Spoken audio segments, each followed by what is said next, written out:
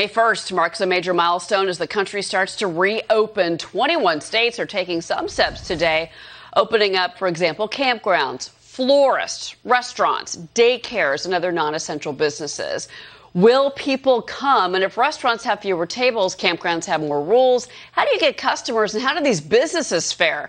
A lot of questions for District Media President Beverly Hallberg. It's great to have you here. Thanks Beverly. so much for having me. Sorry, Beverly. Beverly, so let's talk about this first and foremost. If you build it, will they come? What is your take on the consumer right now?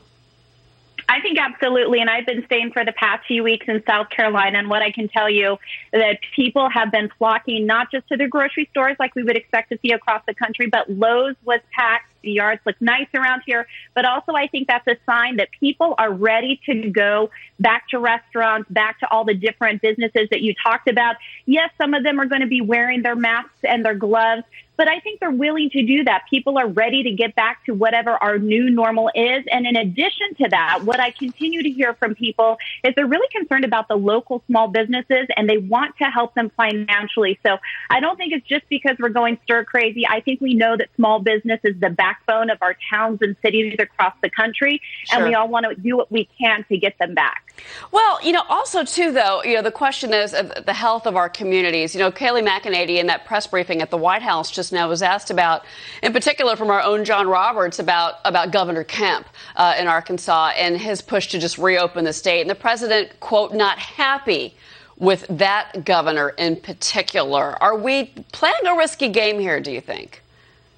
Well, I think it's going to be a balance. We do have to balance, especially the cities, the urban areas where people are in closer proximity. We want to make sure that we're careful about how we reopen and realizing that this really should be from county to county based on the density of the population. Look, Georgia is going to make their own decisions. Different states are going to make their own decisions. I think we're going to learn as we go along. But I think what the public is asking for, I can even say this as a small business owner myself, we want to take the health of our customers into account. We will do so.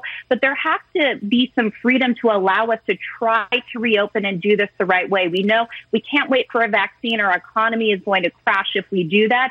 So I think we should see what the individual states are doing, learn from the mistakes, and learn from the things that have worked well.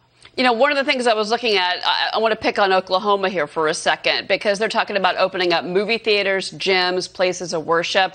And that brings up the question, can Americans effectively social distance, in particular in these type of venues? And I think they can. Look, I think one of the reasons why the decision that President Trump made initially, which was to shut down the economy, was a good one because it showed how serious we should be taking this vaccine. Hong Kong, for example, did not shut down.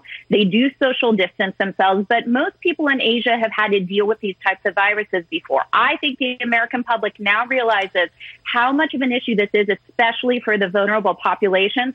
So I think not only will businesses make sure that people are separated in movie theaters and restaurants, but I think people are going to be cautious of other patrons as well, because I think at the end of the day, in addition to health, they want to make sure that there isn't the quarantine once again. Well, we do have constitutional rights, and we are adults, most of us anyway. So, we have to put some trust out there into the American people to do the right thing. Beverly, thank you very much for being here. Appreciate your perspective. Thank you. Yeah, we'll see how all these reopenings go.